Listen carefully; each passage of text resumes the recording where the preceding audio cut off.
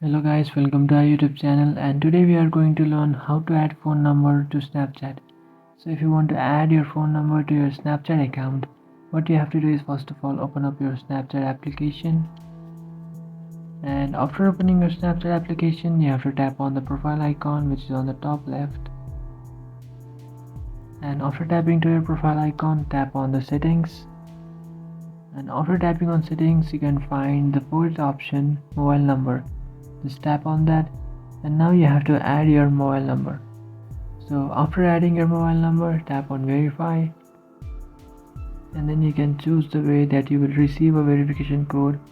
So you can choose to call me, or you can also choose, so I would like to choose send through text, and you will receive a 6-digit code. After entering your 6-digit code, just tap on verify, and after entering your 6-digit code, the number you have entered will be added to your Snapchat account.